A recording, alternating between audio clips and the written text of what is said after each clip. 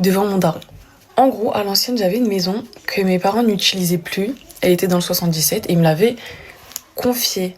Moi, à cette époque-là, j'ai 16 ans. Qu'est-ce que va faire une gamine de 16 ans avec une grosse baraque? Bah, des soirées. Absolument tout l'Île-de-France avait mon adresse. Ok, tout le monde savait où je vivais. Moi, j'en avais rien à faire. Dans tous les cas, je vivais toute seule. Enfin, je vivais avec ma copine. Sauf qu'un beau jour, mon père, il débarque à la maison et il dit qu'il doit faire les travaux pour qu'on vende la maison au plus vite. Donc, il s'installe, il fait les travaux, il est là pendant 2-3 jours. Un soir, comme ça, à 3h du matin, il y a quelqu'un qui toque à la porte. Ma copine qui était là avec moi, c'était Mariam, pour ceux qui se rappellent. Bref, quelqu'un toque à la porte et tout. On ouvre. Là, on voit une de nos copines. On était toutes contentes. Mon père qui dort dans la chambre et nous qui faisons la mala là dans le salon. On se racontait nos nouveaux dramas et tout. 1h30 plus tard, on entend des gens qui toquent. Bon là par contre ça devient inquiétant, j'ai invité personne, c'est chaud. Donc moi je me rapproche de la porte et je demande c'est qui. Il me dit ouais on est 3, c'est patati patata. On va les appeler Jordan, Enzo et Fantôme. Du coup je leur dis oui, non c'est pas possible, il y a mon daron. Vous pouvez pas rentrer. Ils disent qu'ils sont juste venus chercher ma copine et qu'une embrouille avec elle et du coup ils sont venus la chercher. Donc là je comprends qu'en fait elle est venue se cacher chez moi en fait. On va l'appeler Lolita. En fait, le problème, c'était pas ça, c'est qu'il y avait mon père. C'est pas possible, vous pouvez pas rentrer et tout. Le mec, derrière la porte, il commence à péter un câble. Bref, il me crie dessus. Et moi, au bout d'un moment, je panique parce qu'ils sont en train de défoncer la porte. Donc, j'ouvre la porte. Pour pas qu'ils défoncent la porte, tu vois. Genre, 10 mecs et 5 meufs. Je vois les meufs, elles sont habillées en mode comme si elles allaient aller en soirée.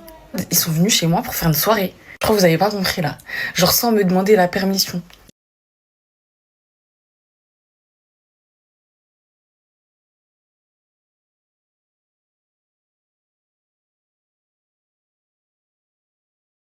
Je leur dis c'est mort, sortez et tout, mon père et tout.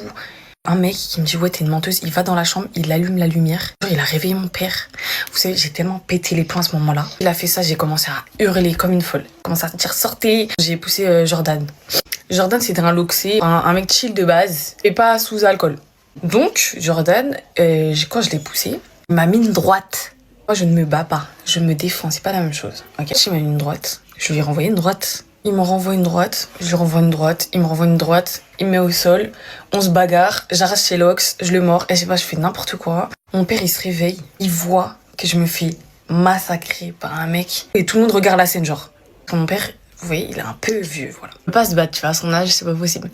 Il supplie au mec d'arrêter. Mon père, qui est chez lui, qui a payé la maison où j'ai grandi, supplie des gens de je ne sais où de sortir de ma maison. Après ça, la baston se termine. Ils sortent, ils s'excusent auprès de mon père. Au passage, ils ont volé mon téléphone qu'ils ont rendu après. Et au final, Fantôme, qui avait réveillé mon père là, il m'explique en fait, il me dit ouais, à la base, on est juste venu chercher Lolita là, ma copine qui est venue